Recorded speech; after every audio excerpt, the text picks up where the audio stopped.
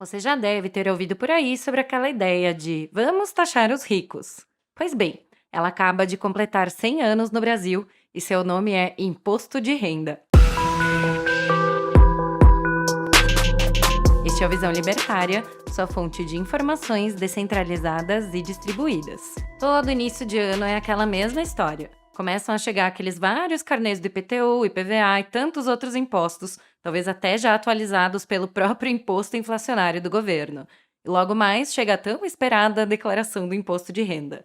Você, como bom servo, vai dizer para o governo tudo o que ganhou e calcular se entregou o suficiente para o Estado. Mas o que é o imposto de renda? Desde sempre, os estados saqueiam seus súditos de alguma forma, seja através da cobrança da parte da produção agrícola, dízimo ou alguma taxa sobre a propriedade de terras ou escravos. O surgimento do imposto de renda é normalmente atribuído ao Antigo Egito, quando existiam taxas de 1% sobre a posse de terras, animais, escravos e dinheiro, mas que podia subir para até 3% em tempos de guerra. Modernamente, o imposto de renda se baseia na ideia de ganho líquido, de forma que ele precisa de algumas condições, como uma economia baseada no dinheiro e a adoção de práticas de contabilidade, como registrar receitas, despesas e lucros. Dessa forma, o imposto de renda moderno surgiu na Inglaterra de 1799, quando taxas progressivas foram implementadas com o objetivo de pagar, adivinha, pelos custos de uma guerra. Nos anos seguintes, a taxa foi extinta e reintroduzida algumas vezes, sempre para pagar por guerras ou compensar os déficits do governo, até que se tornou permanente em 1842. Interessante notar aqui também é que desde essa época, o recolhimento desse imposto era usado também para recolher dados da população e durante uma das extinções do imposto foi feita a queima em praça pública desses registros, mas infelizmente havia uma cópia. Nem mesmo o país mais livre, os Estados Unidos, se salvaram dele. A Constituição de 1776 permitia apenas impostos sobre consumo, de importação ou então impostos diretos sobre o indivíduo, mas que deveriam ser arrecadados proporcionalmente à população do país, ou seja, impostos diretos, como é o imposto de renda, só poderiam ser cobrados se fossem cobrados igualmente sobre todos os cidadãos. A lógica por trás disso é simples. Todos os cidadãos são iguais perante a lei e devem ser tratados igualmente, independentemente de sua riqueza. E, de fato, isto parece fazer sentido, pois imagine um prédio residencial, como talvez onde você more, onde se quisesse construir um muro ou uma piscina. Seria justo cobrar uma taxa para esta construção, conforme a renda de cada morador? Claro que não. Afinal, se o retorno é o mesmo para todos, os custos devem ser divididos igualmente. Então, por causa disto, o imposto de renda era, na prática, inconstitucional nos Estados Unidos. Isso, no entanto, não significa nada. Em 1861, foi implantado um imposto que, apesar de mascarado como um imposto de consumo, era, na prática, um imposto de renda. O objetivo era o de sempre: financiar uma guerra. Seguiram-se extinções e criações de outras formas de IR, até que alguns anos mais tarde, a Suprema Corte resolveu finalmente que, de fato, era inconstitucional ao criar um novo imposto direto, contrariando a 10ª emenda. A solução? Simples: fazer uma nova emenda, a 16ª. Apesar de haver discussões sobre ela ter sido corretamente ratificada, ela entrou em prática e permitiu expressamente taxar qualquer tipo de renda. E com isso, acabou a liberdade nos Estados Unidos, ou o que restava dela, em 1913, coincidentemente o mesmo ano da criação do maior banco privado do mundo. No Brasil, a primeira tentativa de implantação do imposto de renda ocorreu em 1843, com a criação de uma taxa sobre quem recebia dos cofres públicos. Isso mesmo que você ouviu, o imposto sobre salários que vinham de impostos, um moto contínuo tributário. 150 anos depois, ainda tem gente que pensa que isso poderia se sustentar. A ideia foi abandonada, dadas as dificuldades de implementação, e durante a Guerra do Paraguai, em 1864 a 70, tentou-se novamente implementá-la, também sem sucesso. Com a Primeira Guerra e a bagunça econômica gerada, o governo aproveitou e aprovou uma lei que taxava em 5% os salários em geral, até que, em 31 de dezembro de 1922, foi finalmente fechada a corrente da escravidão tributária nos brasileiros. Após longas discussões, os iluminados planejadores centrais concluíram que o imposto de renda era o mais adequado para o Brasil, mas na verdade nada mais fizeram do que adaptar as leis de IR de outros países que estavam auferindo grandes roubos com tal mecanismo. Curiosamente, a lei foi publicada no Diário Oficial da União num domingo. Será que queriam esconder algo? O que chama a atenção no início é que, antes de montarem uma repartição no governo para esta área, tinha-se dúvida se ela se pagaria com a arrecadação do IR, dado o alto custo que é verificar as contas de toda a população. Além disso, pelo menos até 1924, ainda havia um pouco de respeito à privacidade e aos dados pessoais, como por uma lei de 1850 que proibia fiscais de terem acesso aos livros caixas de comerciantes. Com o passar do tempo, cada vez mais tipos de renda passaram a ser tributados e menor se tornou a privacidade do indivíduo.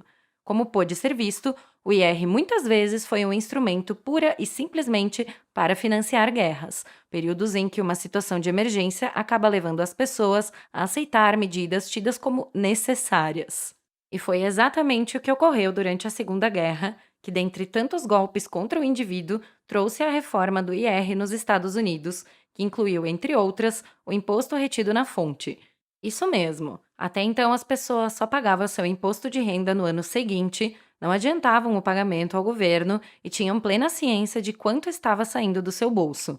Agora, ele era descontado automaticamente do contra-cheque, tornando a cobrança menos dolorosa e mais escondida do pagador. E adivinha quem aconselhou o governo a fazer essa retenção da fonte? Vou dar uma dica. Ele era um socialista daquela vertente chamada neoliberalismo e foi mestre do nosso imposto Ipiranga, Milton Friedman. O Brasil logo copiou a ideia e, em 1954, o IR sobre salários também passou a ser retido na fonte. Um dos grandes problemas do IR é que ele é desvinculado de qualquer gasto, isto é, ele cai no caixa do governo para ele fazer o que bem quiser. Você consegue imaginar um sistema pior que esse para controlar a eficiência de algo?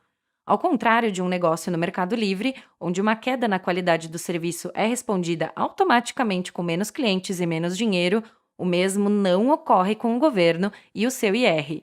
Como justificar o IR, então?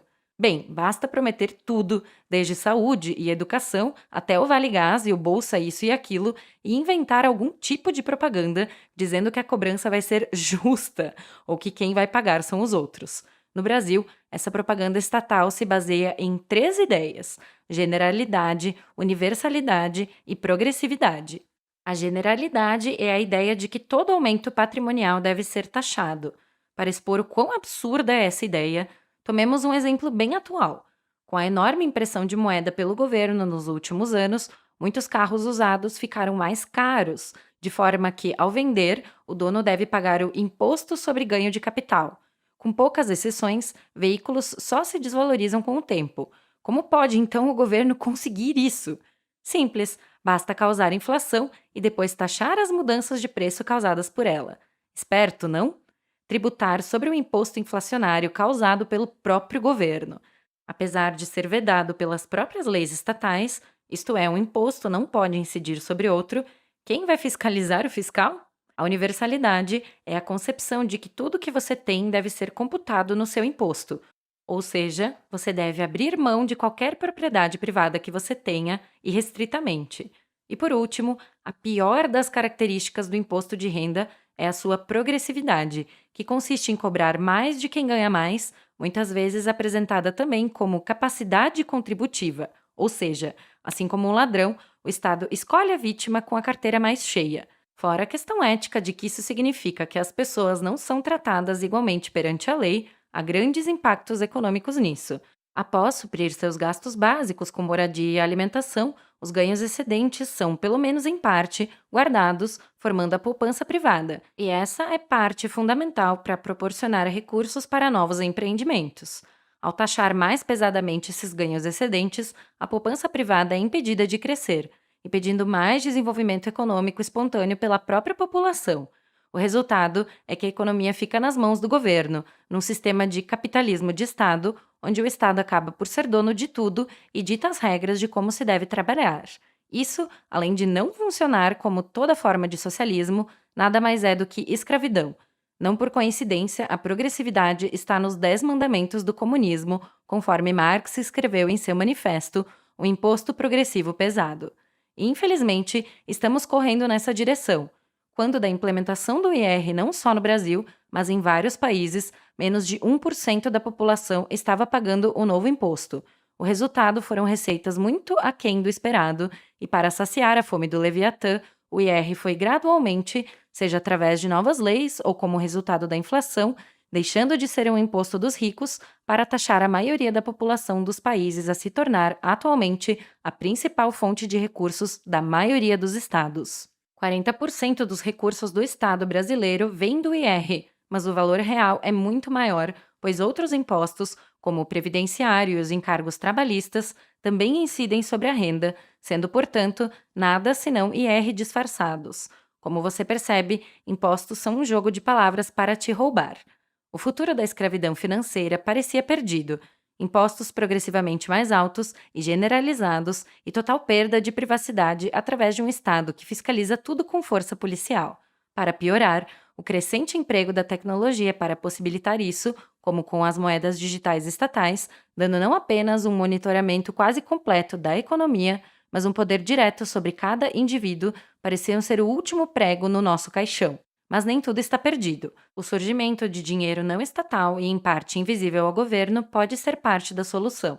Pois é, entendeu agora por que existe tanta propaganda contra eles? Por fim, caso você ainda acredite que o IR seja de alguma forma bom, veja o seguinte exemplo de Tom Woods. Imagine um escravo que tenha 100% dos frutos do seu trabalho confiscados por seu mestre. Se o seu mestre passar a tomar apenas 90%, ele deixaria de ser um escravo? Ou então 80% ou 70%? A partir de qual percentual o escravo deixaria de ser escravo? A única resposta possível é 0. Nada que não seja voluntário é bom. Obrigado por sua audiência. Esse artigo foi sugerido e escrito por ANCAP Qualquer, revisado por Donda e narrado por Salander. Se você gostou desse vídeo, clique no ícone de curtir abaixo e compartilhe o vídeo em sua rede social. Se você deseja ser notificado de outros vídeos, clique em se inscrever e depois no ícone de campainha. Até a próxima!